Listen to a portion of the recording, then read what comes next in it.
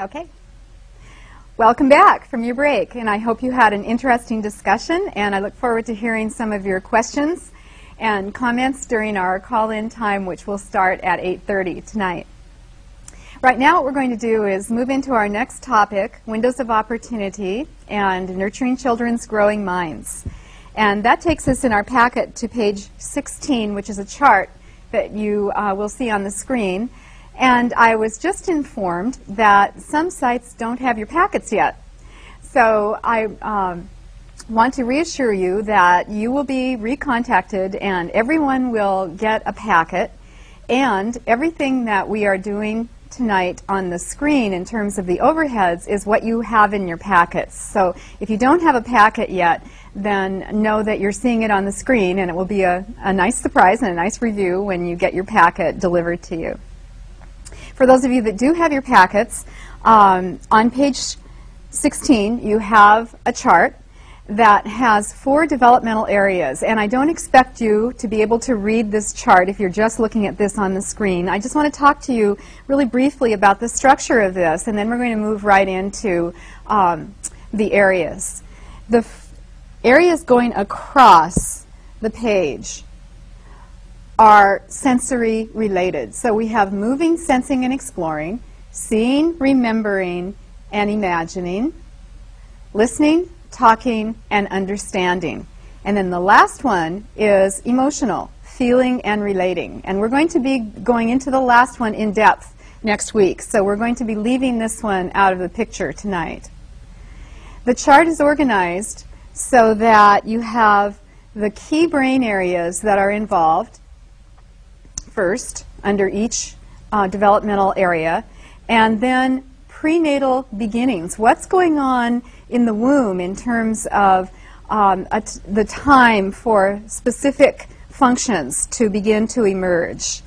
And then the last part of the chart is windows of opportunity, really broad windows of when these areas that have to do with moving, sensing, and exploring are most susceptible to experience, when the brain can change and grow the most readily, remembering that it can happen at any time. So this chart is a good reference for you, and I will be talking about it more in general for the rest of the evening. So this has more specific information than we're actually going to be going into in terms of windows. So our first developmental area is moving, sensing, and exploring.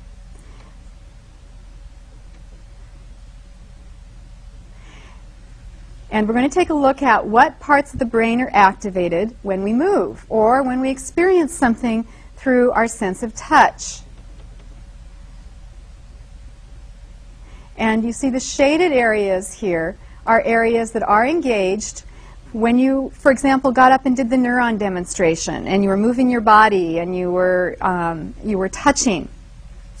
And I'd like you to notice how much of the brain is activated when we do move. And the area that I'd like to focus on for the moment is this big shaded area right here.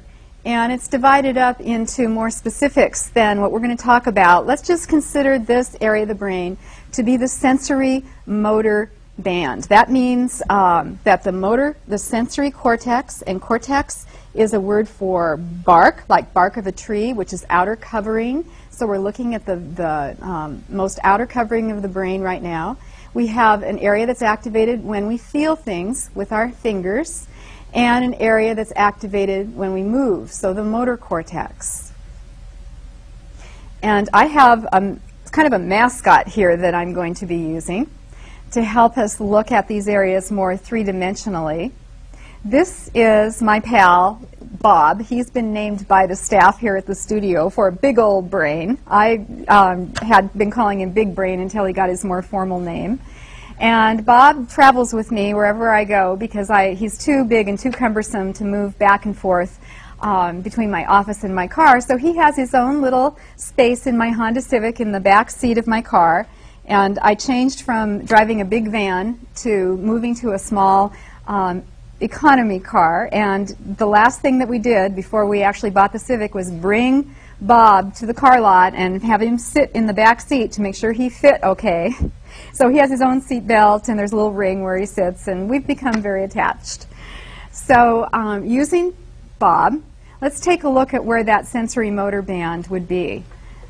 So this light blue area right here, this pale blue, kind of like you would be wearing a headband, is our primary area where we activate our sense of movement and our sense of touch. And then it expands out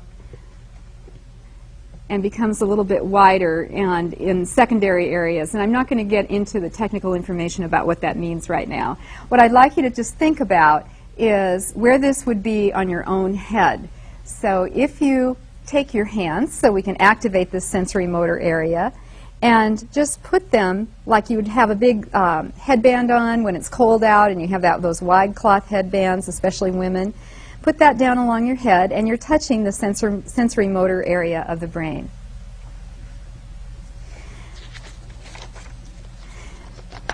This is a good area to start with because it is really key in terms of those pathways being laid down in a developing brain for learning. And so what you have in your structure of your handouts, those of you that have handouts in front of you, is on page 18, you have the box again, and you have what moving, sensing, and exploring is important for in general, and then what to do to nurture brain development. So we're going to be going back and forth between these categories. And the first thing that moving is important for and touching, being touched, is brain growth. And I think that's really fascinating because it's not just the development of our muscles and the ability to have healthy, stronger bodies, which of course we want to have, but it also, movement literally causes the brain to secrete hormones that make those connections between nerve cells form faster. So when a young child is moving, as they're moving, it's getting the brain chemically to make those pathways happen even faster than they already are. And for older people, in the aging population, what they're finding is that if they can get an older person to exercise, if they haven't been exercising, that literally can make a difference in how clear their thinking is, how well their memory is functioning. So again, it's never too late, it's any age. So movement is very important for the growth of the brain. For babies, making sure that babies can move freely, and also being sure that babies get some tummy time. There is kind of a reaction to the good advice about SIDS syndrome, which is to make sure that babies do not go to sleep on their tummies. And that definitely stands. But for some people, they've really taken that to the extreme, and they don't put their babies on their tummies at all. And what happens when children don't have that tummy time is that they don't have their very sensitive nervous system on the stomach stimulated. And so they lack in developing that area. Also, it doesn't allow them to get ready to do the head lifting and the moving, the scooting forward that they're going to do when they're developmentally ready for that. Another thing that that movement is important for in the brain is putting down connections for learning. So when we talked about those pathways being put in place and a foundation being laid down, for young children, a lot of those pathways are put in place as the child moves through and explores their environment. When they're in the womb, one of the first ways they learn about the world is through movement. So it's extremely important that children have enough freedom to move and to explore. And the next statement is really crucial, and that is that play is a child's important work. It is truly how they learn. So as children are playing, their brain and their body knows what it needs to put the right frameworks in place. So that's why we don't want to give them too much structure.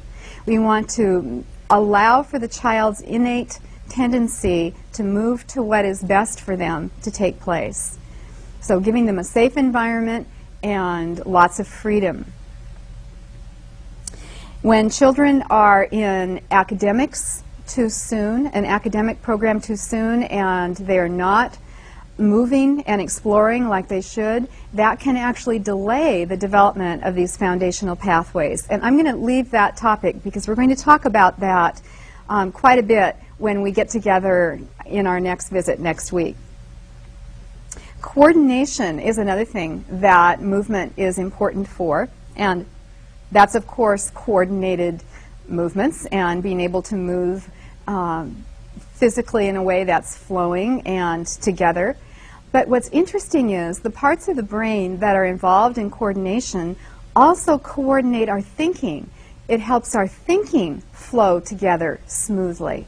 So when we coordinate our body, we also coordinate our mind. And many children, not all, but many children who have difficulties learning and processing information are also uncoordinated. There's a link between the two.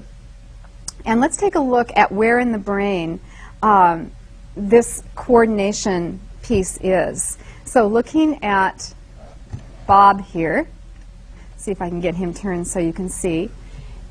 This area in the back is called the cerebellum.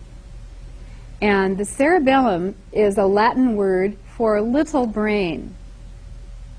And this little brain is actually kind of like a separate brain structure. And it is very involved in coordinating movements. If you have your cerebellum damaged, you won't be able to move very easily. Your muscles work, but your brain doesn't know what messages to send. And it also helps us coordinate our thinking. The other area of the brain that's involved in coordination is going to require that we go to the little brain model here. And this is an area that bridges the left and the right side of the body. So maybe we could zoom in on this. And this bridge, when we talked about the walnuts having two halves, having a left side, and, oh, that's perfect, thank you. Having a left side and a right side, and how the walnut had that little connecting bridge that kept the two halves together. This is the bridge in the brain. It's called the corpus callosum. Here you see the cerebellum, by the way. The brain's split down the middle. And it allows the left and the right side of the brain to send messages back and forth to each other. Without that corpus callosum, we have a left brain working by itself and a right brain working by itself. So we can be focused in either one side or the other, but we don't have a communication between the two. And that communication is really important for all things. For example, if you're reading something, your left brain is decoding, understanding the words, and your right brain is understanding the meaning. And they talk back and forth to each other about that, so you're understanding as you're reading through this bridge, through this corpus callosum. The other thing about the corpus callosum is that I don't want my nose in there, is that the left side of the brain controls the right side of the body, and the right side of the brain controls the left side of the body. I might have said that wrong, but it's opposites. And when we move our body by moving opposite parts of our body, we're actually getting that corpus callosum to do its job, to work. So when children are going from scooting to crawling, and that crawling is opposite arm, opposite leg, they're not only helping themselves become more mobile and making their arms and legs stronger, but they're literally changing the structure of their brain. They're helping that bridge, that corpus callosum, get into place. There's a way that you can bring this into your body. Actually, we're going to do an exercise in just a moment. We're not going to really get down and crawl, but we're going to do a cross-lateral exercise. But to understand the corpus callosum, if you take two fists and put them together and make a hand model of the brain, you've got a pretty good representation. Where your little fingers are would be the back of the brain, where your thumbs are is the front of the brain. And then if you open it up, there's your left and right brain. And now rub your knuckles together. That's where the bridge is, that corpus callosum. And we can put a little jingle to it because the brain likes to learn through jingles. And it can go, corpus callosum messenger. If you do that with me and say it with me, corpus callosum messenger. And that rhythm and the movement and the touch all helps us remember better at any age. So coordinating the body coordinates the mind.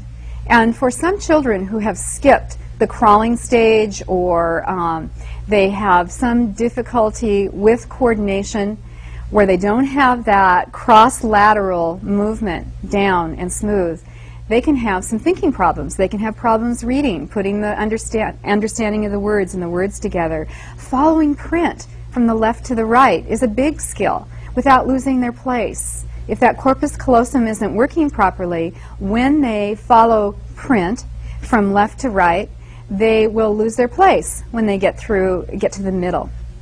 So what I'm going to do now is I'm going to move over to our demonstration part of the room, and I'm going to show you an exercise from a program called Brain Gym, which we're going to be talking about as soon as we've experienced this. And this will give you an opportunity as well to just get up and move. But right now, I'd like you just to watch me so I can demonstrate first, and then I'll have you do this at your sites. So if there is a child that has skipped the crawling stage, or if there is a child that has had difficulty with movement and with coordination, then you can give them this exercise, and you can help them repattern those pathways in the corpus callosum. The other thing that these exercises do is that it helps integrate the left and the right brain regardless of how many pathways you have. So when we're tired or overwhelmed or stressed or nervous, our left and our right brain stop being so integrated. That corpus callosum kind of shuts down. And so we become very disconnected. And you may have noticed, I know I sure do, when you're in that state, that you may feel more uncoordinated, you may feel disoriented and disconnected.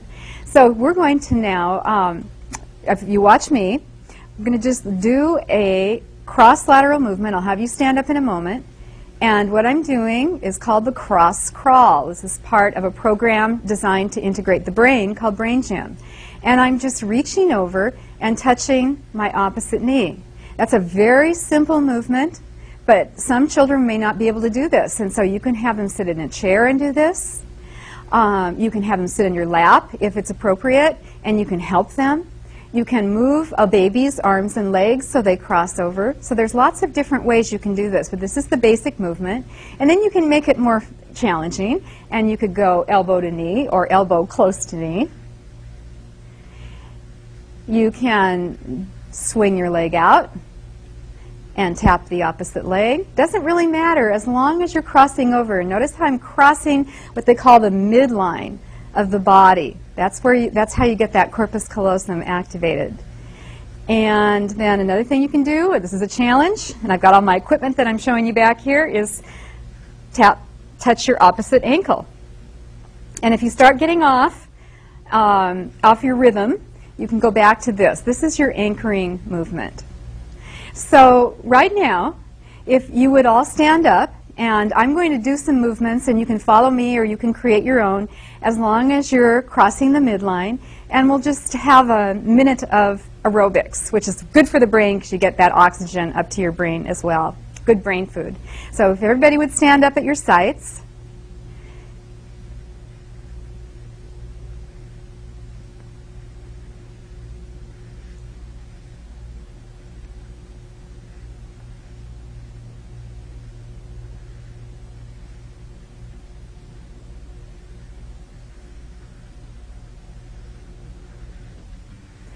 Really good for us to do right now as we get toward the end of the evening. Everybody's kind of tired.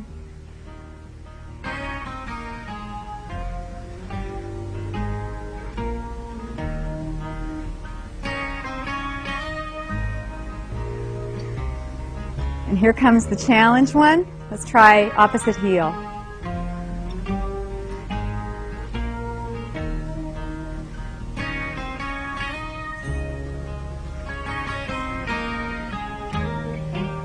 And I'm coming back to the anchoring position.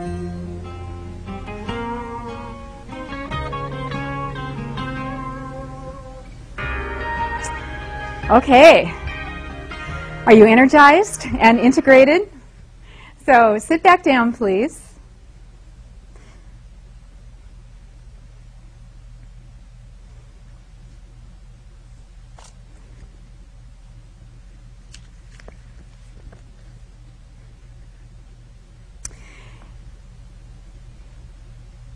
In your packet, if you have it, on page 19, there are some recommended resources.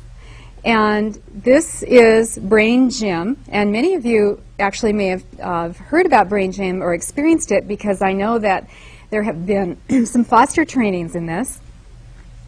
Brain Gym was developed by a man named Dr. Dennison, Paul Dennison, and he was born with some very severe learning problems and was classified as mentally retarded. He was very frustrated because he was actually a quite bright child, and he was in the 4th grade. He still hadn't learned to read, and so they took him out and homeschooled him, and his parents just kept trying different things that they could rather intuitively and pulling from different programs to see if they could help Paul start to make some connections. And it worked, and to make a really long story short, he began to hook up those pathways that he needed to process information, and he went on, the very long story short, to get his doctorate degree, and he's devoted his life to helping children and adults, because again, it's never too late, repattern missing pathways of the brain, or pathways that aren't appropriate. So Brain Gym is something that you can pick up, and without taking a class or a workshop, you can actually just use the book. It has an illustration, and it has very specific directions of how to do the exercise. It's got information about what is going on in the brain as you do the exercise. We're going to do this one in a little while. This is called Thinking Cap. And some suggestions about how these exercises tie into certain academic skills. So it's really full of wonderful information. And the classes can take you into much more depth. So Brain Gym can be used as a rather eclectic approach for anybody. I do Brain Gym exercises all the time, personally. And it can also be used to repattern the brain when there's been damage or abuse or neglect. And that takes us to a section that you have in your handouts. I've given you 2 pages on pages 20 and 21 of some information about developmental movement therapy and where the contacts might be for that. And so you'll just note that if you have it in front of you. I've mentioned the Brain Gym book, and there's another book that's connected to Brain Gym that is called I Am the Child, Using Brain Gym with Children Who Have Special Needs. And this is a very powerful little book with the experiences of one Brain Gym instructor with children that have cerebral palsy, for example, or attention deficit disorder. There's a wide range of children that she works with, and they're beautiful pictures, and it's kind of like a journal, plus the exercises that she used as well, with lots of photographs of children actually doing the exercises. If you're interested in the research base behind Brain Gym, some people really need to know the why. Why does that weird thing that we just did have anything to do with how the brain functions? This book is called Smart Moves, and I've noted this on back on page 19 under the general resources, Why Learning is Not All in Your Head. And it's by a neurophysiologist and educator who studied Brain Gym and made the links between what was going on neurologically in the brain as these exercises take place. Lots of interesting stories as well. So you have all those resources. Okay. If you have any thoughts or any questions, jot them down, because that may be something you'd like to call in with. And we're going to move now to our next developmental area, which is seeing, remembering, and imagining. There's a diagram on page 22 that looks like this. And you'll see that up on the screen. There we go.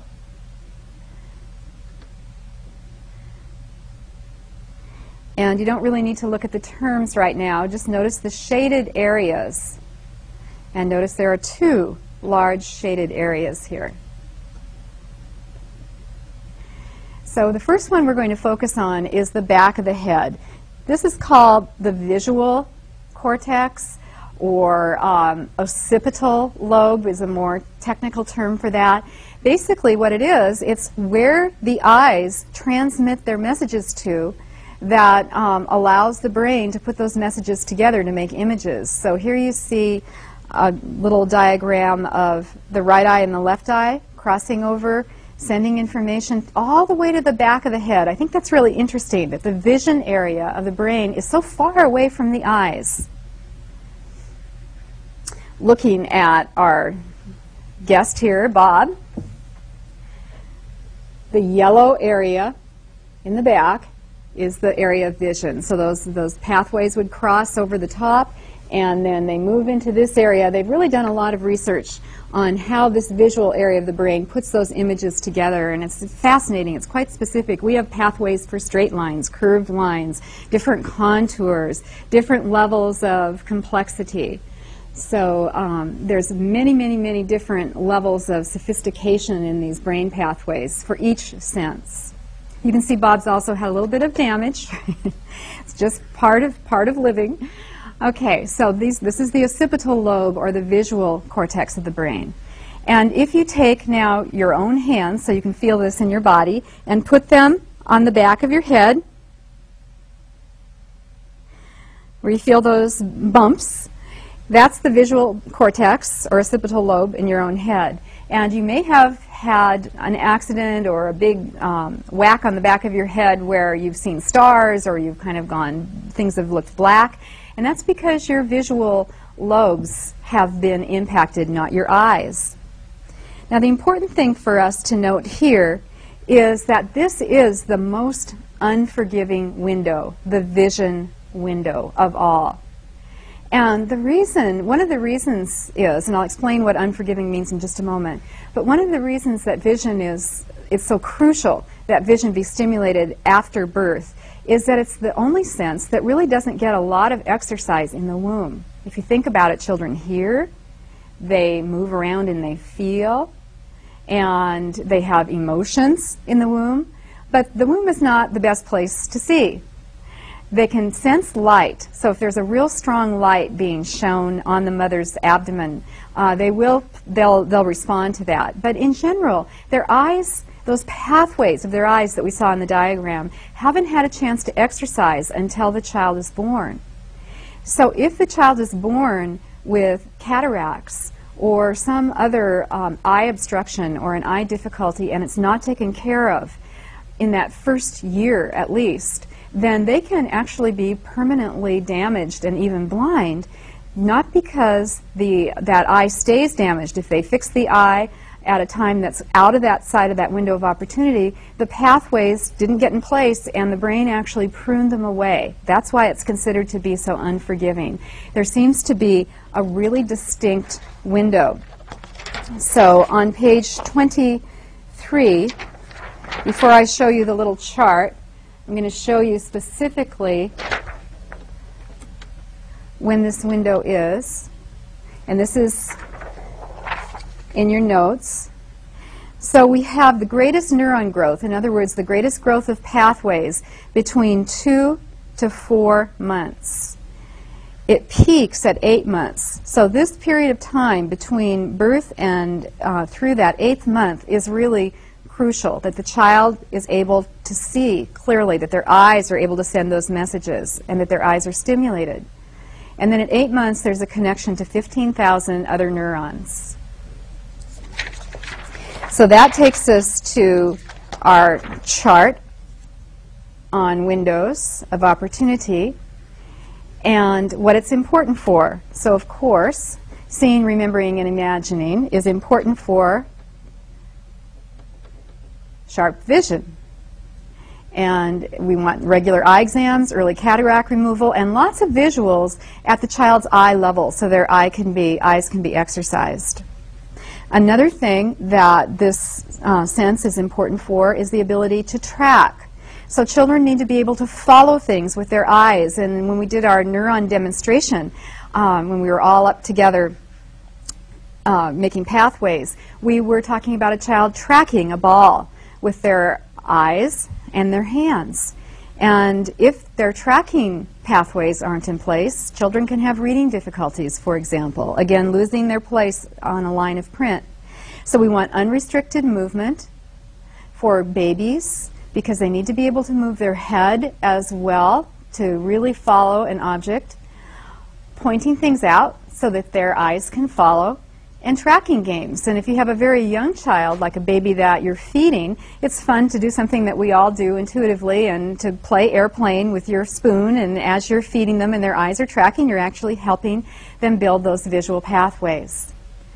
So the eye-hand coordination really goes along with tracking, that it allows the eyes to track, and it also has to do with how well the hands and all those fine motor skills are coordinated. So manipulatives, things that children handle that require them to develop their eye-hand coordination, little puzzles, for example.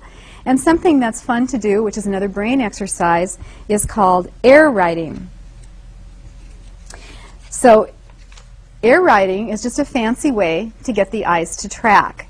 And this is out of the Brain Gym book as well. And I'm going to move over to our demonstration side of the room, and I'm going to demonstrate this for you. And I'm going to have you actually do this one with me as we do it together. And I realize I want you to see something first. Sorry, camera people, I'm going to move back over here because I want you to take a look at what we're going to be tracing in the air first.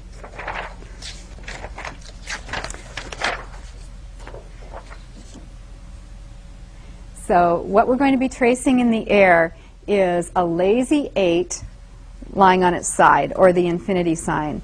And we're going to start in the middle with our fingers. We're going to trace this around clockwise first, and then counterclockwise, just going around and around and around. And we can vary the size, some really little, some really big, but it's important to start in the center and to start out with a clockwise movement. There's something about that clockwise movement that is energizing. There's a particular therapy that works with post-traumatic stress release, and the clockwise eye circles are actually a very powerful healing part of that process. So clockwise and then counterclockwise. Okay, so now I'm going to go back to the demonstration corner. Sorry about that. And we're going to do it together. So first thing, and we'll just do it, you can do it with me right now, is to take your dominant hand and make it your arm really straight and extend your pointer finger and your third finger together. This is a little different, those of you that have taken Brain Gym. I'm doing this a little differently than the formal Brain Gym, which uses the thumb. So I'm mixing some of my other trainings and knowledge about this in together, so I've modified it. These two fingers, the pointer finger and the middle finger, actually are involved in muscle control when children are holding pencils. And so it's a nice way to get those muscles strengthened. It also sends a very clear message from the arm to the brain. So it's a straight arm, pointer and third finger, and then what you're going to do is, in the air, just imagine that lazy 8 laying on its side, and I started in the center, and moving around clockwise first, and I'm going to move slow enough so my eyes can follow my fingers, and that's the key. Your eyes actually need to track. And then you might want to change the size, real big and real little. Okay, and then just shake your arm out and let it relax, because we're going to do the other arm in a moment. But this exercise also is good not just for tracking, but whenever you need to rest the eyes and release tension. So if you've been doing a lot of reading, if you've been doing a lot of screen time with computers, your eyes tend to lock into place, and that causes tension and it causes stress. So this Lazy 8 exercise is wonderful for that. It's a wonderful way to take a break. Okay, now try it with your non-dominant hand. And again, going clockwise first, and sometimes it feels like you should go the opposite first, but start clockwise. And just notice, for some of you that may feel really weird, really different, and for the others of you, it'll just flow. Everybody's different. There's really No right or wrong way to feel with that. Again, tracking with your eyes. Changing the size. Some big, some little. It's also a good way to release tension headaches if you get those headaches right behind your eyes. And then stop and shake out both hands. Now, this exercise can also be more of an integration exercise that really gets that corpus callosum in the act by taking both hands as a final gesture and lacing your fingers together, and you've got an X basically with your thumbs. And so you look at the X, which is a nice way to integrate the left and the right brain, and now you're going to follow that X with your eyes. So you've got both hands working together, which causes both sides of the brain to work together. And you track. And then stop. And you can shake out. Children that I've done this exercise with tend to do this part fine, except that they want to have a loose arm. And so I tell them, well, imagine that your arm is a magic marker or a paintbrush, and think about what color you use. And I also talk about how they're sending important messages to the brain to get those pathways in place. And if they bend their elbow, all the information goes bloop out their elbow and never gets to the brain. Not real scientific, but it works. And the other thing I do is that for many children, their eyes don't tend to track. They can move their arm, but their eyes are kind of looking around other places. And so a flashlight, a little tiny, those small pencil-type flashlights that children can hold and draw the lazy 8 on the wall with a flashlight is really always a big hit, because they're so intrigued by it, their eyes will naturally track.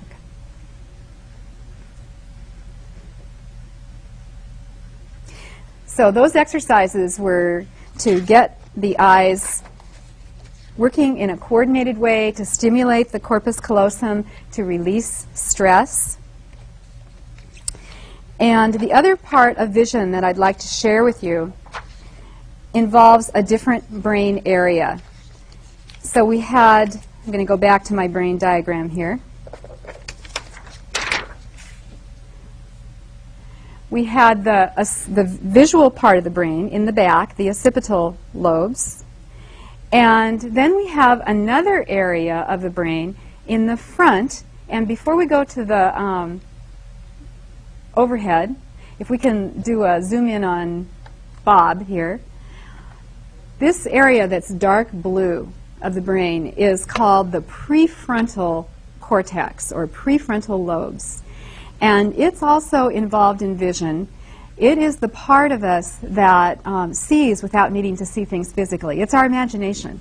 So when you visualize where you parked your car, you're using the prefrontal lobes. All visual memory and imagination is located in this prefrontal area of the brain. It's a very interesting part of the brain. When we talk about about emotions next week, we're going to talk about these prefrontal lobes again, because this is also where the chief executive officer resides.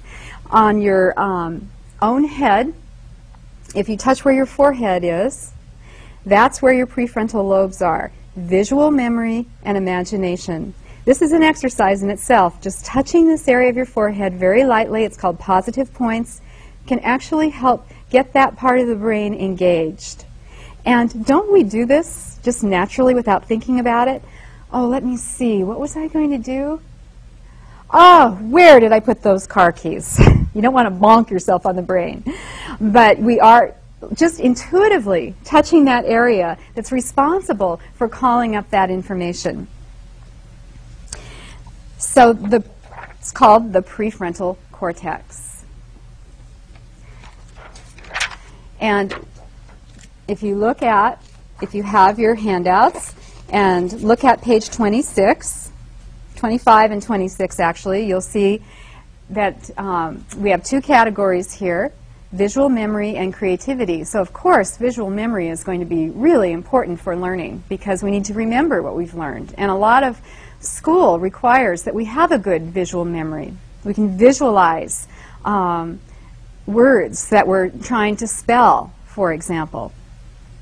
And so in young children, playing hiding games that they love to do develops visual memory. Pointing and describing, looking at picture books, Working with manipulatives, and that can get very sophisticated. For young children, it can be simple 2 or 3 piece puzzles, and for older children, it can be very sophisticated Lego sets and models and the kinds of manipulatives that not only develop eye-hand coordination, but also require that children remember where different specific parts go.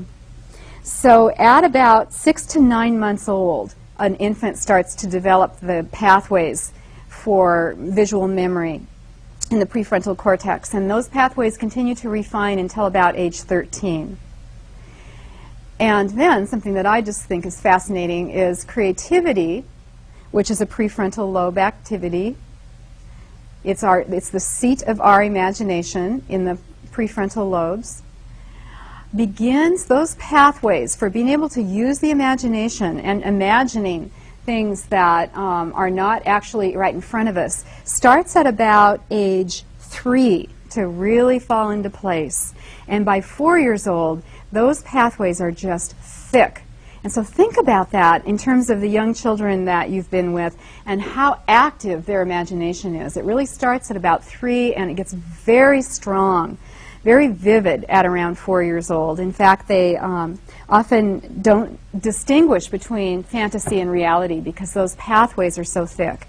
And then about 7 years old, they begin to prune. Those pathways begin to be pruned away. Fortunately or unfortunately, I'm not sure which.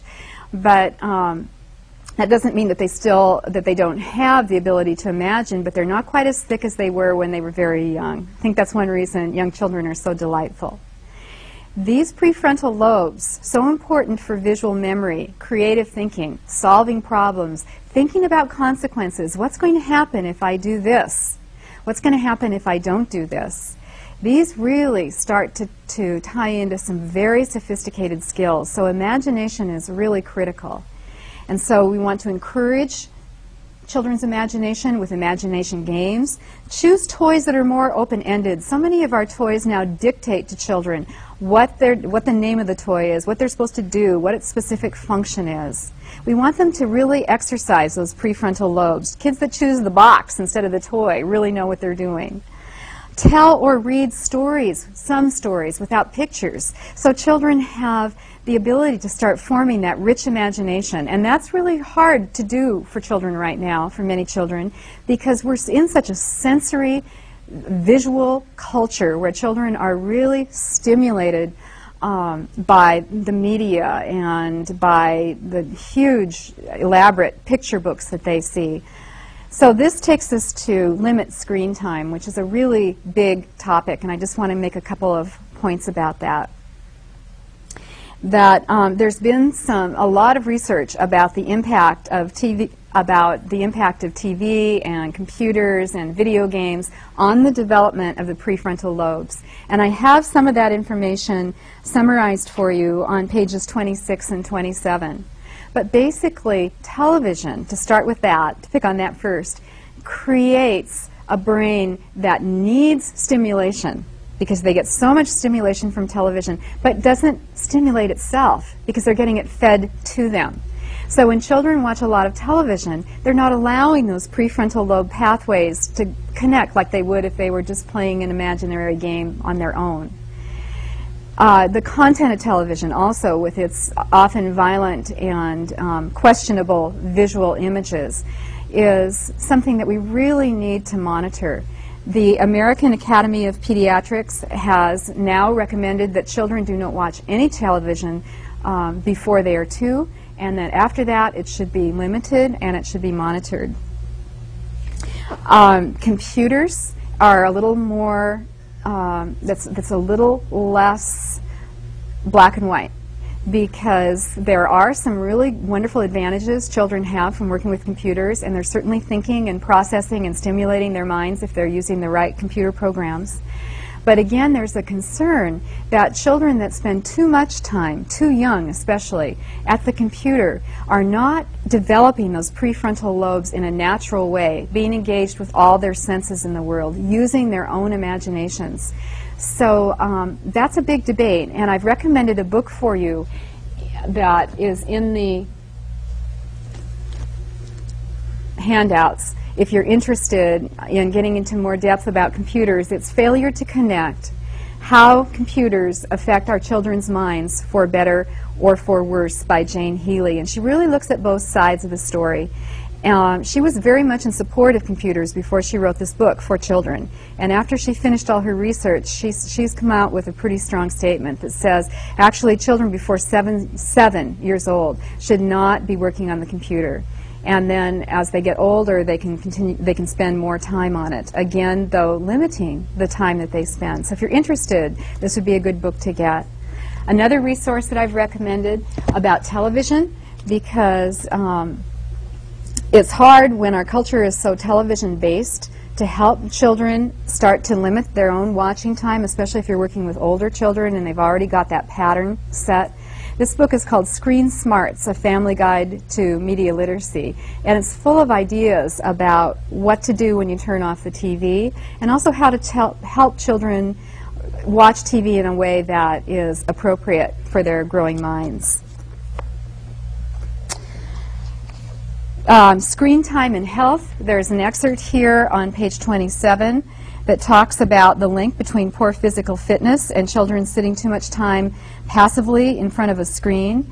And in addition, their vision, there's a syndrome called computer vision syndrome, which is an over-focusing and visual strain that happens from spending more than 2 hours a day at the computer. And there's also a lot of stress on a children's back, neck, and hands.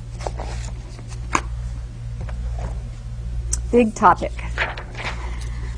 Okay, the last area that we'll look at tonight before our discussion is listening, talking, and understanding.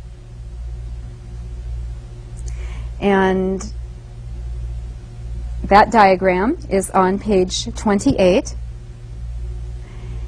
And along the side by the temples is where we hear and where we recognize speech. These are called the temporal lobes, or auditory cortex. And looking at where these are on Bob, we have the green area right along the side that are the temporal lobes. The left temporal lobe, which you see right here, helps us recognize the words that we hear. So right now you're using your left temporal lobe to recognize and define in your mind very quickly what I'm saying. And the right temporal lobe is also involved in hearing and speech, but it has to do with the tone. So your right brain, your right temporal lobe, is listening to the rise and fall of my voice and the inflection. So if I was talking really monotone, your right brain wouldn't be tuned in, and pretty soon you would probably just tune out. So we need both. We need both the left and the right. And on your own heads, if you take the heel of your hand and put them along your temples, alongside your temples, and then just point toward the back. That's where your temporal lobes are.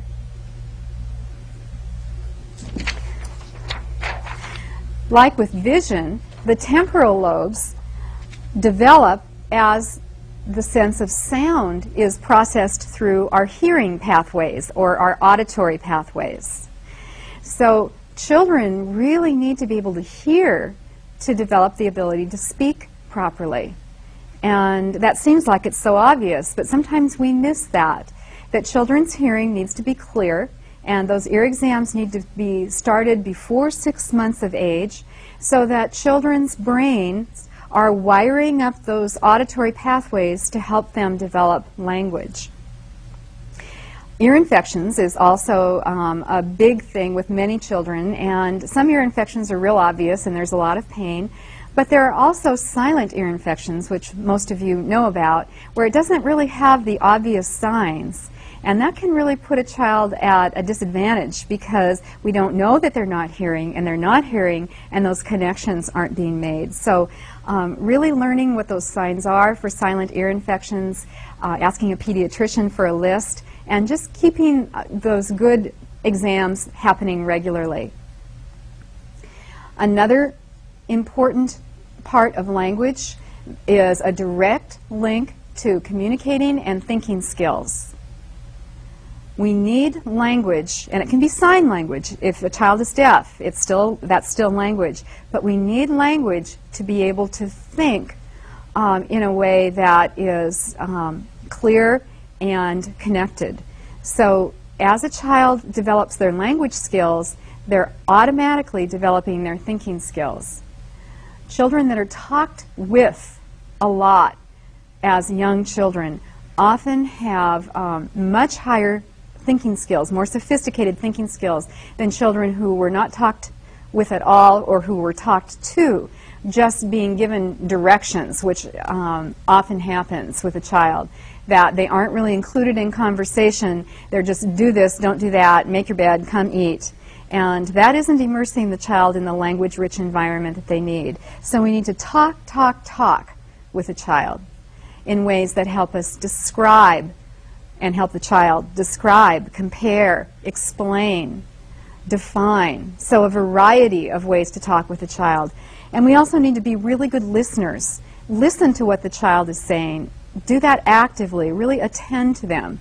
It not only helps build their language skills and is a great model for them, but it also will help the child realize that what they have to say is of value, that they are important. That's a huge message for children. Make time for conversation with older children, turning off the TV, having time for conversation at dinner time or at a rest time before bed, whatever it is, where you really have that chance to attend to each other. So those things all help that ability to use language form, and the earlier the children experience this, the better. There's a wonderful book, another resource that you might enjoy if you're interested in expanding your way of using language with children. This is a very simple little book, but it's got great ideas. It's called How to Talk to Your Baby, and this is also a reference in your packet. And I wish they hadn't titled it this, because it's actually up through, I think it's 5 years old. It goes up through preschoolers. And for children that have not had these experiences before, if you have foster children coming in without a lot of language, you can take a lot of these ideas and actually adapt them so that you can work with older children to make sure you're getting different categories of speech hit. So it's just lots of things you can do in your daily routine as you talk to children. It's very concrete, real practical. Introduce a second language before 10. As children come into the world, they are truly citizens of the world. Their brain neurons, their speech neurons, have the ability to recognize any language known on this planet, and they're ready to hook up. And this plasticity for language tends to last until about 10 years old, but it becomes more and more specialized. So as children get older, they become, in a language sense, more patriotic because their brain starts to get those language pathways in place. There's always a question about, when we talk about second language, and I have a live audience in front of me, about, well, what happens with children that are bilingual or children that grow up with more than 2 languages? Won't that confuse them? And there's a lot of research being done on that right now, and the bottom line is that because it expands the language areas of the brain and puts more language pathways in place, there may be a little of surface level confusion, but it's a wonderful thing for children. It puts them at a wonderful advantage. Always honor the home language, because that's what children heard in the womb, and that's the language that has the richest emotional content. So where you have the real framework for thinking and communicating is in that home language, within the ability to branch out into other languages as well. Reading. Children that are read to are immersed in a language-rich environment are often the children that are the best readers. So reading starts actually when the child is in the womb, reading skills, not the kind where they sit down and they decode words, but the experience of hearing language, of making those connections, and then hearing stories, songs, being read to, or the oral tradition, which is so powerful. So as you are repeating favorite stories and rhymes, reading aloud, making time to model the love of reading, making time for silent reading, and then pointing out letters and words if that's appropriate with the child that they might recognize. You're putting all those skills into place that make for a good reader. So when they get into formal reading instruction, they're ready. If children have missed these and they're in high school and they have a lot of gaps and they don't read well, you still can move into these same foundational kinds of experiences in a way that they will enjoy to help put those pathways in place. And if you have younger children in the home and an older child, a wonderful thing to do is to have that older child read nursery rhymes, etc., to the younger child.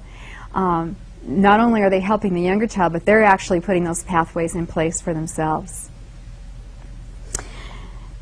There's one more part of listening that I'd like to just touch on briefly, and then we'll move into our call-in time, and that is music, the wonderful power of music. So there have been a lot of, this is kind of a bandwagon, and there's a lot of outrageous claims for the use of music, but there's also many studies that have been done over a very long period of time that validate that music, enjoying a variety of music, singing, dancing, making music, playing an instrument as early as 3 years old, music actually builds math and language skills. And if you think about it, think of how mathematical music is, the rhythm that needs to be kept, for example, the patterns in music. Music engages very similar pathways to the pathways we use when we're involved in mathematical processing. And the tone of voice that you're listening to right now for me, and the pitch, those are musical qualities. So they exercise the parts of the brain that are very important for learning. And it's also a wonderful way to release stress. It's a wonderful way for relaxation, for focusing, to listen to calming music of all kinds. Classical music, there's a lot of studies on different classical pieces, Native American music with the beautiful chants. All cultures have, as part of their art form and their gift to humanity, wonderful music that we can listen to and appreciate. So that is our section for tonight on nurturing children's growing minds. And again, next time we meet, we're going to be moving into the feeling and relating section and talking about a child's emotional development. And we're also going to talk about readiness for learning, what happens if you push children too fast, too hard. So those are some of the highlights of next time. And what I'm going to do now is open this up to for our last bit of time together here for questions or comments, if there's a comment that you'd like to make. And I am not an expert. I am a teacher and an educator who is very involved in the brain, so I may need to say to your questions that I don't know the answer. But it's important, I think, to be able to ask the questions. That gets us thinking, and that gets us open to resources that come our way once we pose that question. Okay, we have an email question.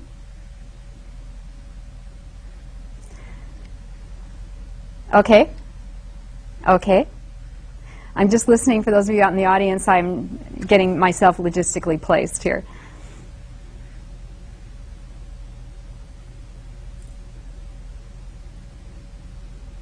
Okay. Technical difficulties. I'm just going to take a sip of water while we're waiting, and everybody else might want to take a couple of nice deep breaths, because those deep breaths in through the nose and out through the nose bring oxygen up to your brain, get your brain going, because oxygen is brain food, and water gets your synapses connecting. So water is also extremely important for the brain.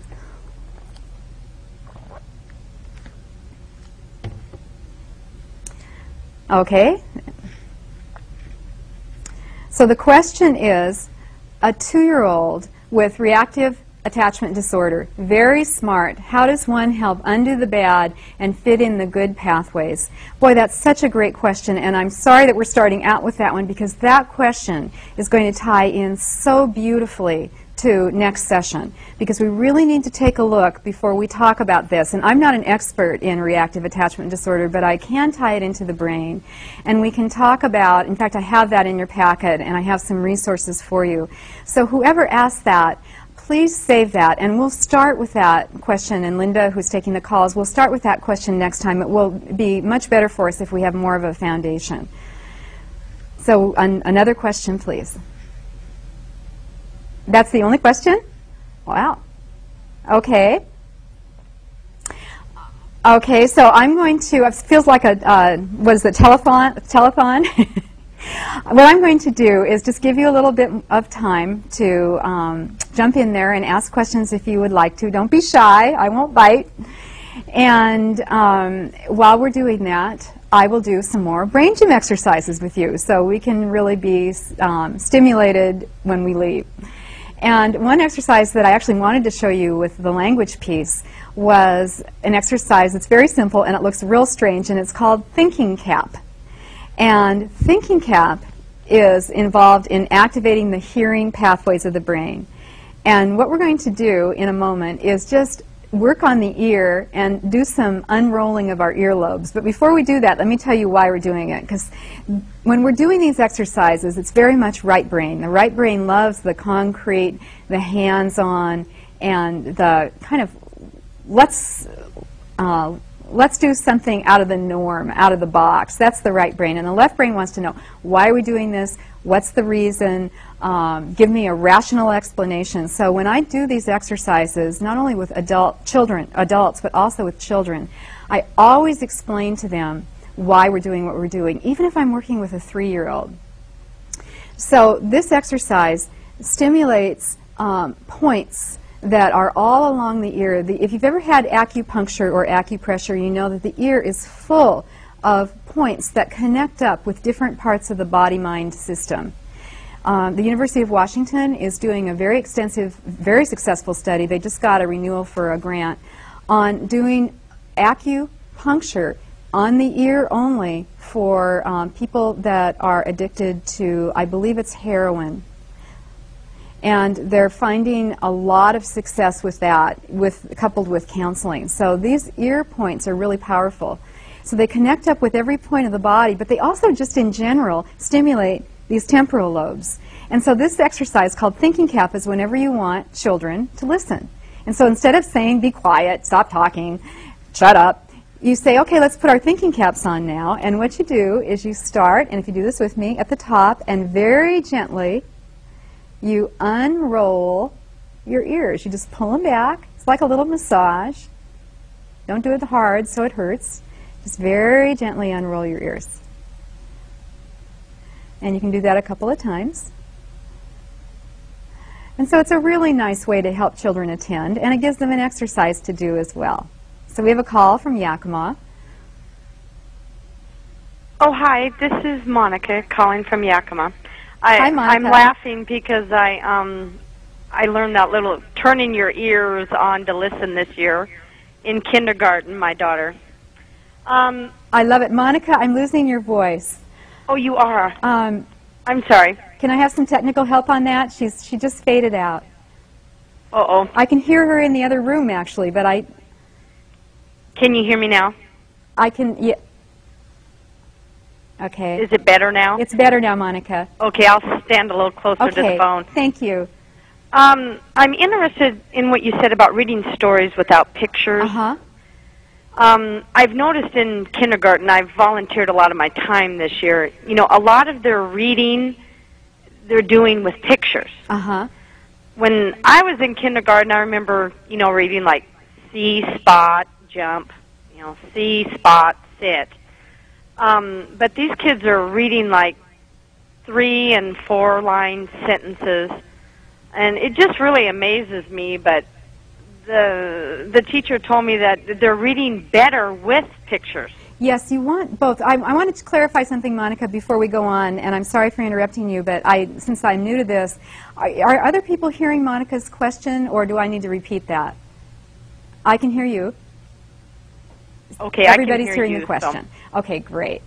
There are a couple different things going on with that, Monica. That's a really good question. And the first one is that as children are reading the big picture books with very few words, or sometimes teachers or parents will read just the word-less picture books as children are telling a story that goes along with the picture. And that's a wonderful pre-reading skill because it helps children understand the context of the situation and associate pictures, because it really is our first symbol system. Being able to look at a picture, which isn't a real thing, it's on the page, and talk about what's going on in the picture. So it's a really good skill in pre-literacy or beginning to learn to read. So that's wonderful.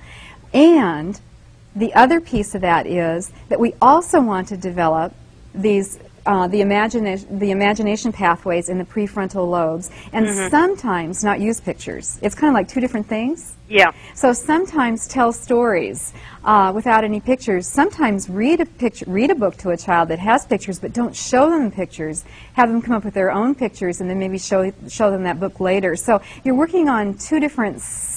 You're developing two different sets of skills, and both are good. I see.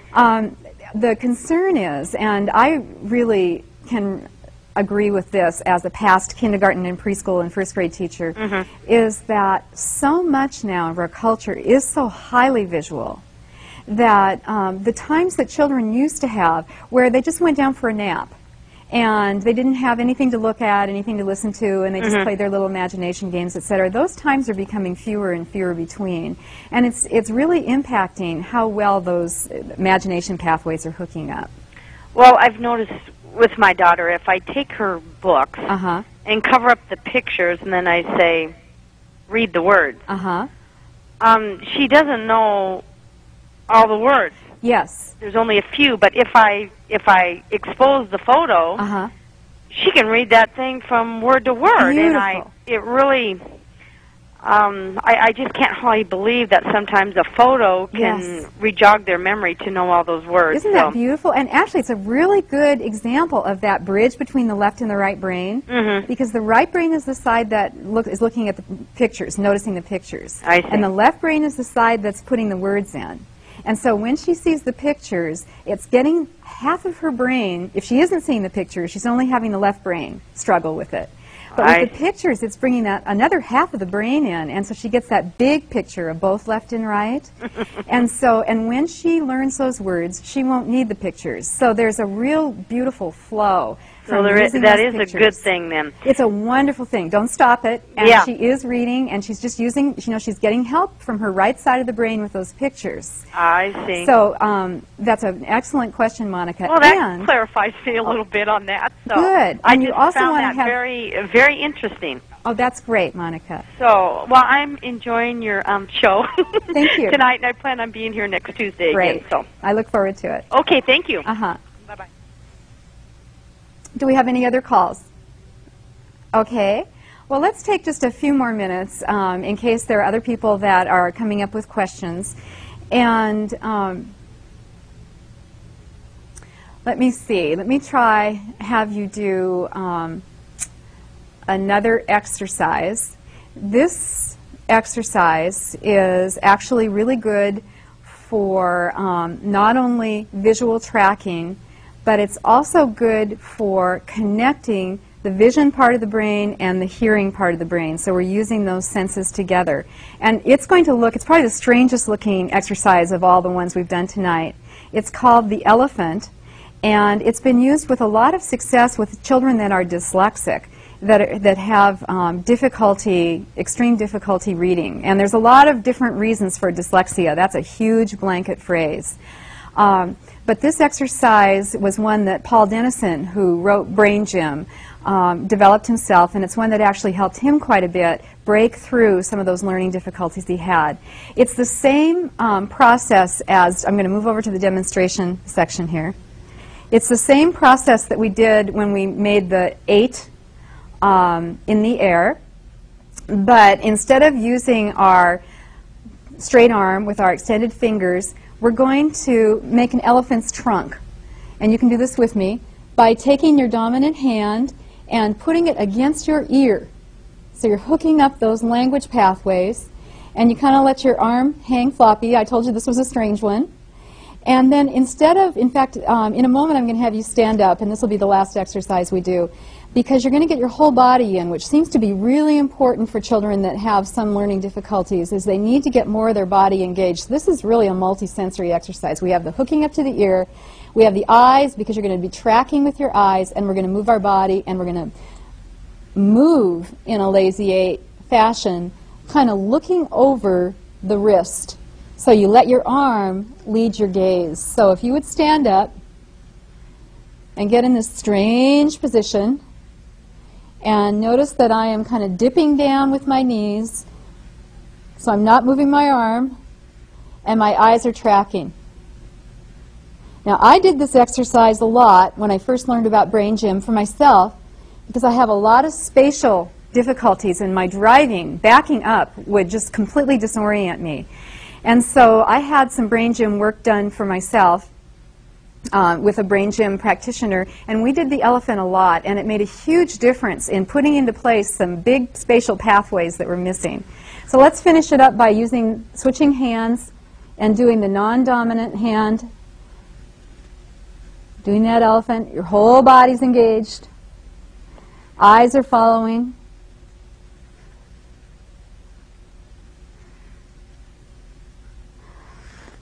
That's called the elephant. Okay. We have a call coming in from Anacortes. Hi, can you hear me? Hello. Hello, Anacortes. Hi, I was going to ask you, I have a child an adoptive child who is... I'm sorry. Let me see if I can get my ear mic better, because I'm having a hard time hearing you as well. Okay, I'm sorry. Can you start again? Can you hear me now? Can you hear me now? I can hear you now, yes. Okay. I have an adoptive child who has fetal alcohol effect. And when you were talking about music development in a child's life, that sort of thing, this young man absolutely refuses to ever sing. If there's music on, he'll ask for it to be turned off, type of thing. And I'm wondering if you can give us any advice on how to try and stimulate that, or what that might be a sign of as far as his total adversity to music.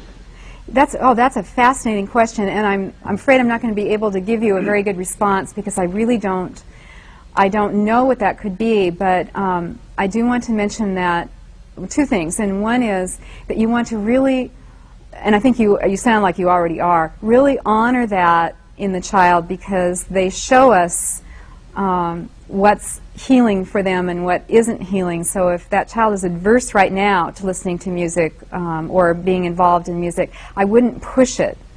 Boy, that's such an interesting question. I don't even know where you would start.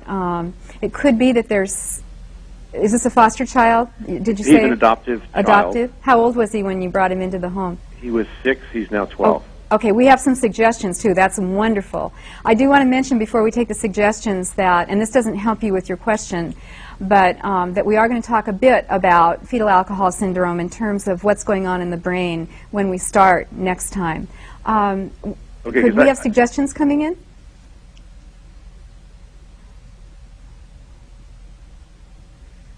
Okay. Did you hear that? No, he can't hear. Okay. I can't hear the suggestions. Okay. And also, if you could maybe address for me, we're doing EEG neurobiofeedback with him now, because we've been told that has helped some kids with attention deficit and fetal alcohol. And I just wonder what you can tell us about what you see as far as success with that, as far as creating new neural pathways. Okay. So the first part of that is there was a suggestion to contact the University of Washington's Fetal Alcohol Syndrome Diagnostic Center. Thank you. So University of Washington Fetal Alcohol Diagnostic Center. I also have in this part 2 of your manual, if you have your manual right now or when you get it, there's a page on fetal alcohol syndrome, and there's another contact for that, and so it's another institute, so you could check with those 2 institutes. To talk about the neurofeedback, I've been involved with the University of Washington as well. In the summers, I'm part of an institute on the brain called Making Connections. And it's been fascinating to listen to people that are doing different kinds of work to help children repattern pathways. And neurofeedback is one approach that seems to be really very successful if you can be consistent enough with it to get the brain repatterned. And I'm sure you've already heard this, but one or two sessions doesn't do it, that it needs to be on a regular basis, and there needs to be several sessions. But as the child is watching the screen and watching their brain waves and getting their brain waves up to more of an active state in those prefrontal lobes, because that's what they focus on when they focus on neurofeedback, is getting those prefrontal lobes, imagination, visual memory, and we'll see next time that's our ability to focus, pay attention, control our emotions. It's really that chief executive officer of the brain. So when children tune that area of the brain out, they go into a lower brainwave state. And what we want is for them to be actively focusing on that area. We want their brainwave state to be more active, and we want it to be higher. So as they're watching the screen and listening to the bells and watching the blips on the screen that show that frequency level of the electrical impulses going through the brainwave patterns up here, they can see that, oh, I'm spacing out and those, they're getting very slow. And so I'm going to speed it up, and I see the lights and I hear the sounds. And that is exercising, literally, that part of the brain and putting those pathways in place. So I think that if you have access to that, that's wonderful. And especially for children with fetal alcohol, we'll talk about next time how it's those prefrontal lobes that are the most impacted. I think you're really doing a good thing. Okay, thank you. Okay, we have an email address for you to contact. Thank you for all the great support that's coming in.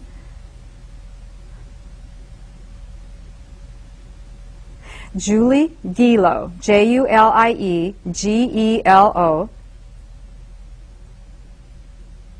Oh, I didn't spell it right. Julie, Juliegelo, at AOL.com. Oh, great.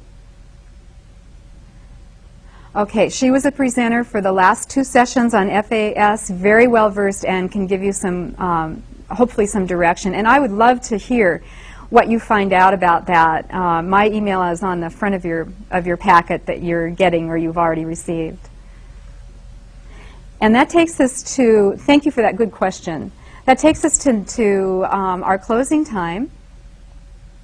And so I appreciate your questions and all the support to that last question, and I look forward to seeing you next time as we just keep going and explore the emotional development of the brain. Thank you so much. I'll see you next week.